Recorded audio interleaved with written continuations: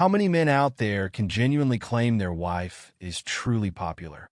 And I'm not talking about being famous or anything like that. I'm referring to a woman with an irresistible charm that naturally draws people in. The kind of woman who enters a room and instantly commands attention. Men notice her. That was my wife, Rachel. She didn't have a huge online following or a high-powered career, but she possessed this undeniable presence that made heads turn. Trust me, I noticed it. We tied the knot in our mid-20s, and now we're creeping up on 40. Our story began in college. Rachel was that bubbly, outgoing girl who could brighten any room, while I was the quieter, more reserved type. You know what they say? Opposites attract. Initially, everything felt wonderful, great even. We had that spark. Then came marriage, a house, and 2 beautiful daughters. It was the quintessential suburban dream. I held a typical office job, 9 to 5, decent pay, benefits, the whole deal. Rachel stayed home for the most part when the girls were little. Occasionally, she'd take on part-time work, helping an elderly neighbor or picking up odd jobs whenever the mood struck her. But our marriage? It was fine. That's the best word for it, fine. Nothing was technically wrong, but nothing felt extraordinary either. We weren't the kind of couple that was all over each other, but we didn't argue either. We just existed in this routine, raising the kids, paying bills, making life work. Sure, we were still intimate, but let's be real. It wasn't like it used to be. It had become routine, just like everything else. Looking back, I realize I ignored the signs because they weren't glaring. Not at first. Rachel started going out more frequently. Sometimes it was for groceries, other times to meet a friend for coffee, or she'd claim she was just going for a walk. Nothing seemed out of the ordinary, except those little outings began to stretch longer. I just ran into so-and-so, she'd casually mention when she returned. Or, the line at the store was ridiculous. I didn't think much of it. I mean, we've been married for over a decade. I trusted her. She was a good wife, an amazing mom. Why would I question her? But gradually, I started noticing subtle changes. There were more nights when she'd stay out later than usual. More evenings when I'd ask, "How was your day?"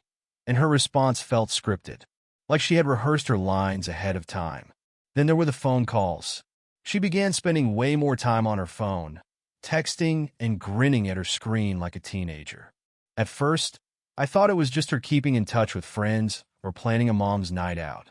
But one night, when I leaned in to give her a goodnight kiss, she pulled away, saying, "Not now, I'm tired." It stung a bit, but I brushed it off. People get tired. I was tired too. Yet, the phone had just kept pinging. More and more notifications, especially in the evenings when we'd be lounging on the couch together. I'd be watching TV while she was glued to whatever was lighting up her tiny screen. And it wasn't just typical social media chatter. It was messages. I began to steal glances at her phone, initially just out of curiosity, trying to see who she was chatting with. But she was always quick to shut her phone when I got too close. That's when the knot in my stomach started to tighten, but I kept telling myself, "Nah, it's nothing. You're just being paranoid." I didn't truly grasp how naive I was until one night when I caught her on the phone late, thinking I was asleep. She was whispering, her voice low and hushed. I couldn't catch every word, but I heard enough to know it wasn't her mother or a work friend. "You know, I can't right now. He's still awake. Maybe tomorrow." Cold sweat broke out on my forehead. I wanted to burst in and demand to know who she was talking to, but instead, I lay there, feigning sleep, trying to unravel the chaos in my mind. My thoughts raced, attempting to make sense of it all. Could she be cheating? No, not Rachel. She wouldn't do that. Would she? The next morning, everything appeared to return to normal, or at least it seemed that way. She was cheerful, bustling around getting the kids ready for school, kissing me goodbye like nothing was amiss. But something had shifted. I couldn't shake the feeling that there was something happening behind my back. I began to scrutinize every small detail, noticing everything that felt off. I started asking more questions, subtly at first. "Who were you talking to last night?" Or "Where exactly did you go today?" But she always had a quick answer, as if she had rehearsed her lines. "Oh, just a friend," or "I went for a walk, nothing special." But it was something. It was everything. Then one night it happened. I was tidying up after dinner when her phone buzzed on the counter. She was in the other room, so I grabbed it, intending to hand it to her. But then I glanced at the screen. It wasn't a name I recognized. It was a guy's name. Something in my gut told me to open the message. And that's when I saw it. The flirty texts, the inside jokes, the winking emojis. It felt like the ground had crumbled beneath me. My wife, the mother of my children, the woman I thought I knew, was involved in some sort of affair. My hands trembled as I placed the phone back down, trying to appear composed as she walked into the kitchen. I couldn't even bring myself to look her in the eye. Everything had turned out to be far more complicated than I initially thought. For weeks, that gnawing feeling in my gut had been building, but I couldn't quite grasp why. Sure, I had stumbled upon those questionable texts on her phone, and they were definitely suspicious, but a part of me still clung to the hope that it wasn't as bad as it seemed. One day, we were out shopping, just your typical trip to pick up groceries. Nothing out of the ordinary. I was pushing the cart while Rachel wandered off in search of something. As I turned a corner, I caught a glimpse of someone I hadn't seen in years, an old friend from my past. Let's call him Jason. Jason was hovering near the shelves, but something felt off about the way he was acting, almost like he was trying to stay hidden. He kept peeking around, ducking behind a display as if he didn't want anyone to notice him. At first, I thought I was imagining things. What reason would Jason have to hide in a grocery store? My curiosity got the better of me, so I abandoned the cart and approached him. "Jason," I called out. He jumped a bit, but broke into a smile when he recognized me. "Oh, hey, long time no see." We exchanged pleasantries, but something felt wrong. He seemed overly cheerful, almost like he was putting on a facade. I quickly scanned the store for Rachel, but she was completely oblivious, lost in another aisle. "Everything all right?" I asked, trying to make sense of his odd behavior. Yeah, I'm good," he replied, though his eyes darted around nervously. "Actually, I wanted to talk to you." I raised an eyebrow. "About what?"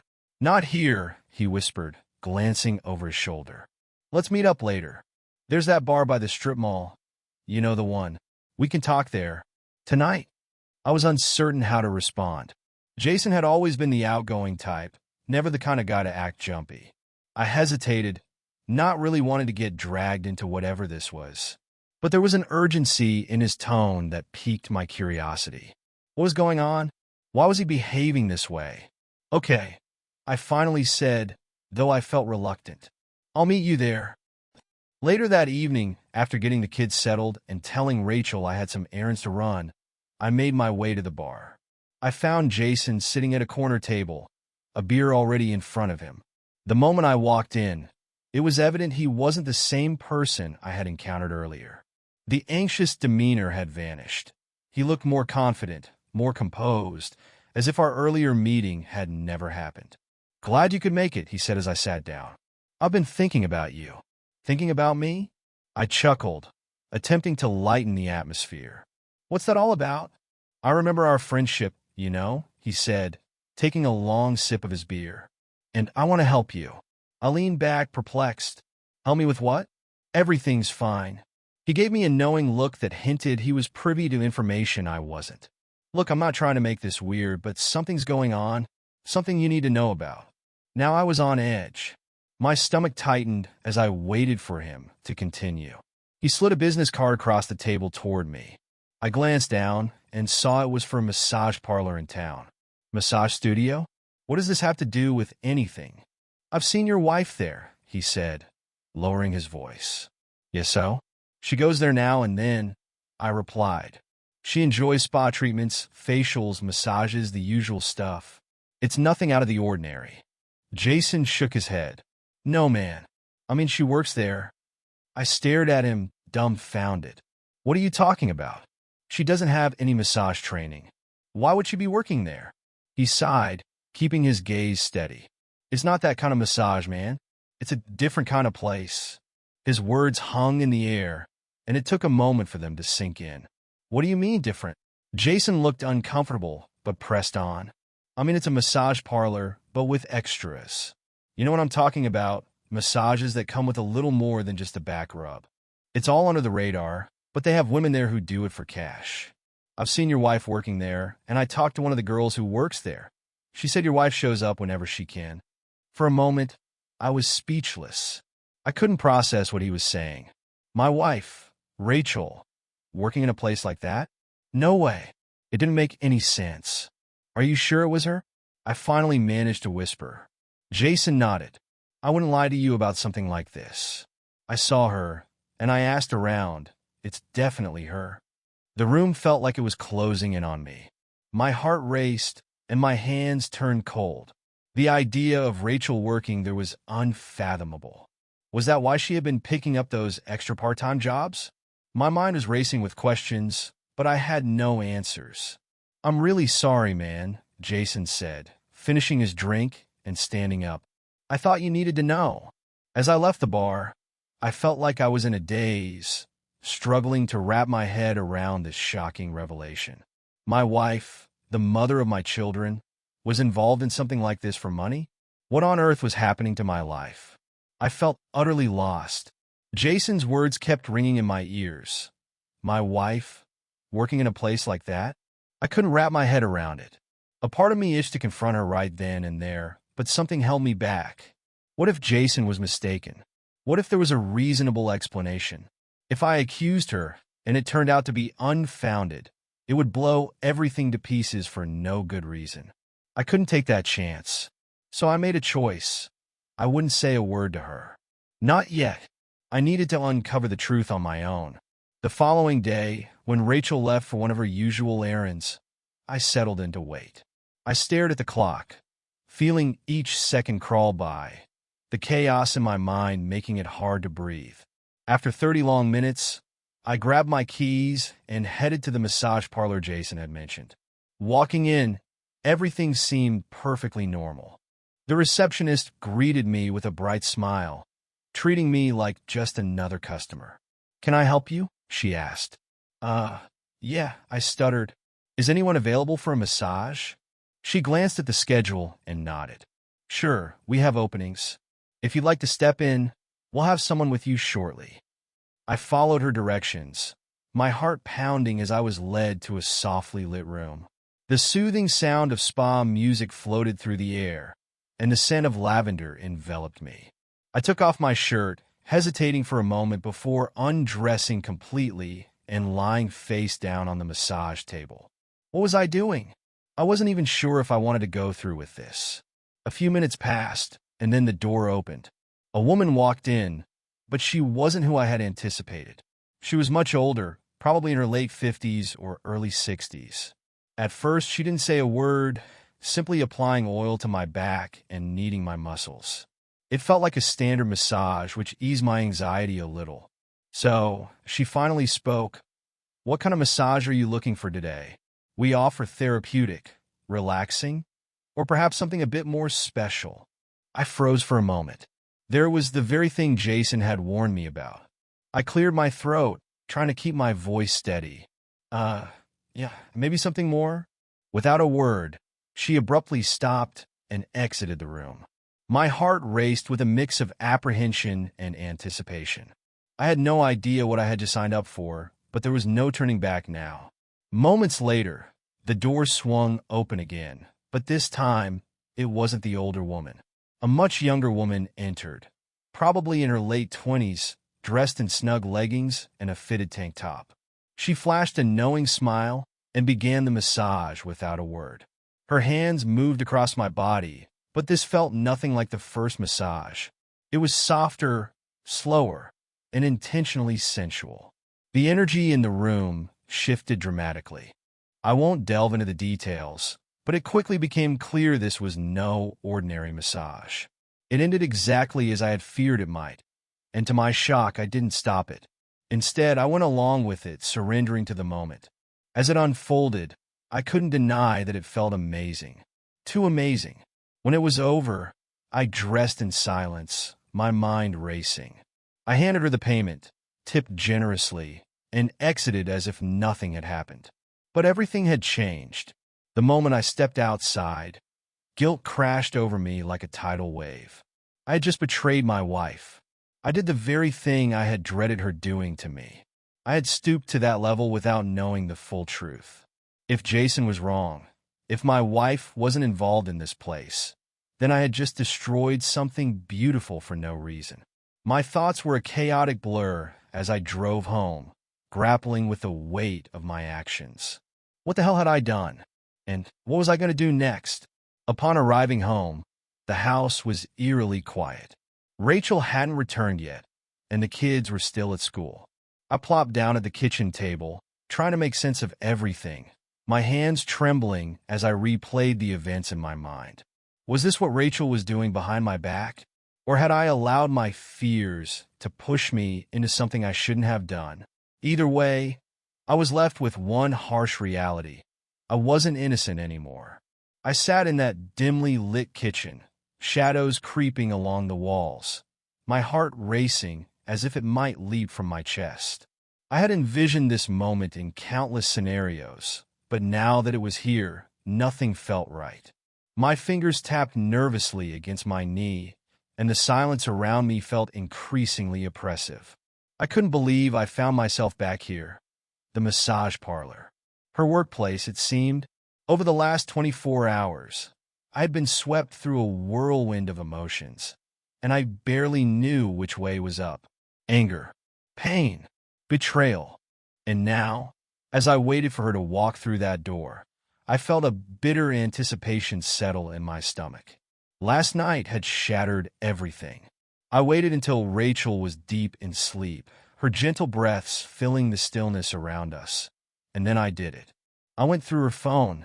I know some might call that crossing a line, an invasion of privacy, but after all I'd seen and what Jason had revealed, I couldn't care less. I needed the truth. My hands shook as I navigated through her messages. The first ones I stumbled upon were from the massage parlor, and it hit me like a punch to the gut.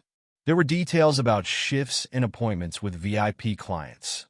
But it went beyond mere work. These messages were graphic. They weren't discussing techniques or relaxing aromas. It was all about how to please the clients, ensuring they got their money's worth. I felt nauseous seeing my wife refer to herself as a product, something to be bought and sold. But that wasn't even the worst part. The real gut-wrencher came when I discovered messages from someone named Mike. At first, he was just another name in her contact list, but as I delved deeper into their conversations, it became painfully clear he was more than just a client. Their exchanges were laced with affection and intimacy.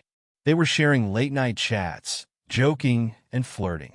With each text I read, the pit in my stomach grew deeper. This wasn't merely about money for Rachel. She had feelings for him. This was more than a physical affair. It was emotional. I wanted to throw her phone against the wall. I wanted to scream, to wake her up and confront her right then and there. But I didn't. Somehow, I managed to hold it together. I knew that if I erupted now, I wouldn't get the full picture. And part of me still clung to the hope that maybe there was some other explanation. I needed to see it for myself. So here I was in the massage parlor, waiting to see if Rachel, no, Sabrina, as they called her here, would actually walk through that door. Minutes dragged on, feeling like hours, until finally the door creaked open. Rachel stepped in, her gaze cast downward, likely expecting another client. She didn't notice me at first. When our eyes finally locked, she froze, the color draining from her face as the realization hit her. It was me sitting there, not some random stranger seeking a special massage. "What are you doing here?" she stammered, her voice barely audible. I remained still, just staring at her, allowing the silence to stretch until it became unbearable. Finally, I broke it, my voice calm, yet laced with simmering anger. "You tell me," I replied coldly. "Or should I call you Sabrina now?" She blinked rapidly, her mouth opening and closing as she struggled to find the right words, but nothing came. She was trapped, and we both knew it. There was no way out of this. "We need to talk about this," she finally managed, her voice shaking. "Talk," I scoffed. "Talk about what?" "About how you've been lying to me for who knows how long. About sneaking around behind my back, working in a place like this with clients. I spat the last word out, my voice rising with every accusation. Rachel took a cautious step closer, her hands raised as if trying to calm me. "It's not what you think," she began, but I wasn't buying it. "Not what I think," I shot back, rising from the massage table. "I know exactly what this is. I've seen the messages, Rachel. I know what you do here. VIP client? Special massages? What the hell is going on?" Her face twisted in anguish as she absorbed just how much I knew. I was going to tell you. I didn't want it to come out like this. I let out a harsh laugh. "Tell me? You were going to tell me? When? After another night of deception? After another shift here? Pretending you were out running errands?" Tears pooled in her eyes, and she opened her mouth to respond, but I cut her off. "You know what? This isn't just about the money, is it? It's not just work. It's him." "Who's Mike, Rachel? Or should I call you Sabrina?" She flinched at the name. It's not what you think," she whispered, her voice cracking. "Bullshit." My tone was icy, almost unrecognizable. "You've been in contact with him. I read the texts. You're in love with him, aren't you? You've been cheating on me, emotionally, physically. I don't even know how long it's been." She shook her head, tears streaming down her cheeks. "No, I swear it's not like that. It's just complicated." I didn't want to hear any more. My anger boiled over, and I couldn't contain it any longer. "Complicated?" I roared. "No, Rachel, it's not complicated. You've been lying to me. You've been cheating on me emotionally, physically, and for what? For some guy you met in this seedy place." She was sobbing now, but I was done. I had said everything I needed to say. Without another word, I turned and stormed out, slamming the door behind me. But as I left that place, the fury still burning in my chest, I knew I wasn't finished. There was one more thing I needed to do, something definitive. I couldn't let it end like this. As I stormed out of the room, adrenaline surged through me, fueled by the raw emotions of my confrontation with Rachel. The betrayal and lies were suffocating, and I knew I couldn't just walk away. Not after all I had uncovered. I wanted her to face the consequences, and I wanted that entire vile operation to burn to the ground. Just before I reached the exit, something caught my eye, a fire alarm button right there in the corridor. It felt like fate was nudging me, offering the perfect distraction. I glanced around. Nobody was paying attention. The receptionist had vanished into the back, likely busy with another VIP client. Without hesitation, I pressed the fire alarm. Instantly, the building erupted into chaos. The deafening alarm pierced the air, and within moments, I saw the receptionist rushing toward the back, shouting about evacuating. Perfect. They'd be too distracted to notice what I was planning. I made a beeline for the front desk, where her laptop sat open. It took mere seconds to sit down and start rifling through her files. My fingers flew over the keys, heart racing faster than before. This wasn't just about Rachel anymore. It was about dismantling the entire operation. I wasn't just going to expose her. I was going to expose everything. After a few frenzied minutes of digging, I hit the jackpot: customer data. It was all neatly filed away in a folder labeled Client Records. I opened it up, and there it was: names, phone numbers, appointments. These weren't just random people seeking massages. They were powerful, influential individuals. I could hardly believe my eyes. I pulled out my phone and snapped pictures of the screen, making sure to capture every detail. It felt like an eternity, but I knew I had to act quickly. Just as I was about to leave, I spotted another folder labeled Staff. Curiosity piqued. I opened it to find a treasure trove of information. Employee records, photos, schedules. Every woman who worked there, including Rachel. I took pictures of those files too. If this place was going down, I wanted everyone involved to go down with it. I slipped out of the building, blending in with the crowd rushing out in response to the alarm. The chaos worked in my favor. No one noticed me. No one suspected I was anything other than a concerned patron. But I had what I needed, and I was about to set in motion a chain of events that would shatter everything. Later that evening, Once the initial shock wore off, I knew exactly who to call. I had an old friend who was a journalist, someone with a nose for scandals involving the rich and powerful. He had taken down major players before, and I knew he'd jump at the chance to dive into this story. I shot him a message, short but direct. "I've got something major you'll want to see. Call me." When he did, I laid it all out for him. I didn't mention Rachel. This was personal, and I wanted to keep it that way. Instead, I detailed everything about the massage parlor, the VIP clientele, the illicit services, and shared the data I had gathered. I instructed him to sit on it for now, but when the police raided the place, I wanted the whole story to break wide open. Names, details, everything. He was quiet for a moment, then said, "This could ruffle a lot of feathers. But I'll do it." Feeling a rush of satisfaction, I hung up. The next step was straightforward. I dialed the police, keeping my voice low and unassuming. It was an anonymous tip, and I provided them with all the information: the location, the illegal activities, the VIP clientele, and hinted at how deep the corruption ran. I didn't name Rachel. This was about much more than her now. It took just 15 minutes for the police to arrive. I watched from a distance as squad cars pulled up, lights flashing. Officers poured out, heading straight for the front door. The chaos returned, but this time it wasn't a drill. This time, it was the real deal. The following days were a whirlwind. The story blew up quickly, thanks to my journalist friend. Once the raid was confirmed, he published everything. It hit the headlines almost instantly. The establishment was revealed for what it truly was: a front for prostitution, catering to wealthy clients who thought they could evade the law. But not this time.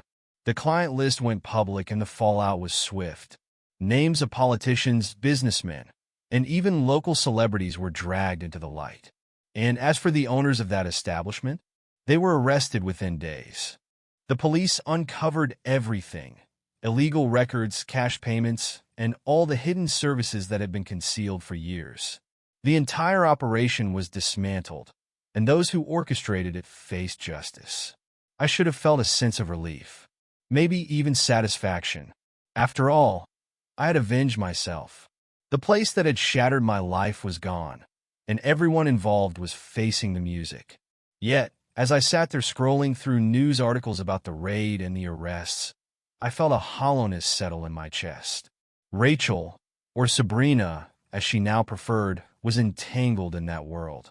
No matter how much chaos I had unleashed, I realized that nothing would ever be the same again. The fallout was immediate and ruthless. Once the story broke, there was no way for Rachel to explain herself. The leaked client lists, the police raid, the entire operation exposed. It was too much for her to evade. The scandal quickly spread beyond local gossip. People I hadn't spoken to in years began reaching out, asking if the rumors were true, if my wife was involved in this mess.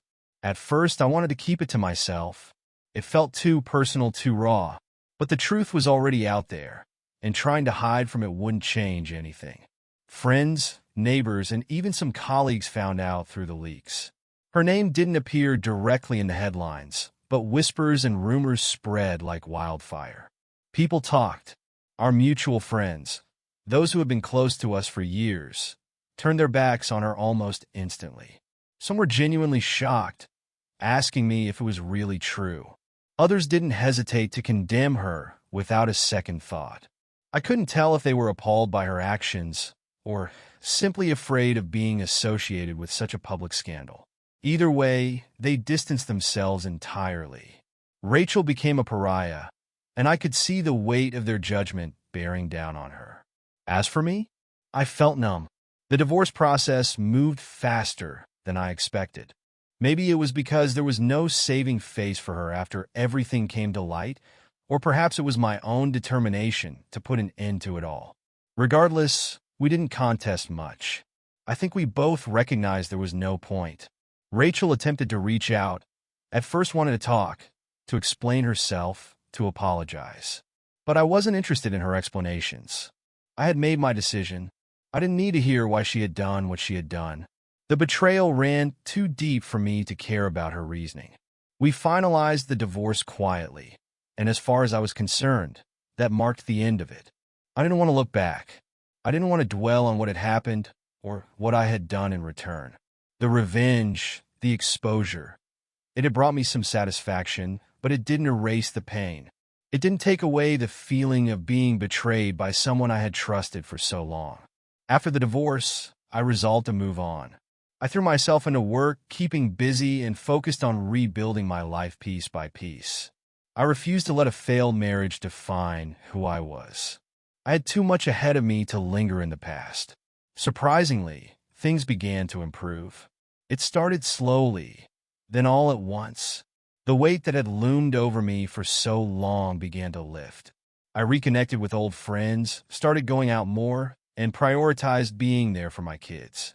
They were my main focus, and I wanted them to know that despite everything that had happened, I would always be there for them. Life started to feel brighter. I felt like I could finally breathe again, free from the constant dread of what might come next. I wasn't looking over my shoulder anymore, anticipating hidden secrets in the shadows. I had faced them all, and I had emerged stronger. People often asked how I was doing, expecting bitterness or heartbreak. But I wasn't broken. I told them I was fine, better than fine actually, and that was the truth. I had endured the worst and was now ready to move forward. As for Rachel, I had no idea what she was up to, and frankly, I didn't care. We were no longer part of each other's lives, and that was how it needed to be. I heard bits and pieces from mutual acquaintances. Apparently, she was trying to start fresh somewhere new, but it was tough to shake off the stigma of what had happened. She lost a lot in the fallout, and her reputation was likely beyond repair. But that was her burden to bear, not mine. As for me, I was doing well. I had developed a new routine, set fresh goals, and gained a clearer perspective on what truly mattered. I wasn't angry anymore. I didn't dwell on the past. I had let it go. So, to anyone reading this, wondering if things ever get better after a situation like this, they do. It's not easy, and it doesn't happen overnight, but eventually you find your footing again. You rediscover who you are. And to those who stood by me, who didn't turn their backs when the storm hit, thank you. I owe you more than I can express. As for everyone else, life moves on, and so do I. Wishing you all the best.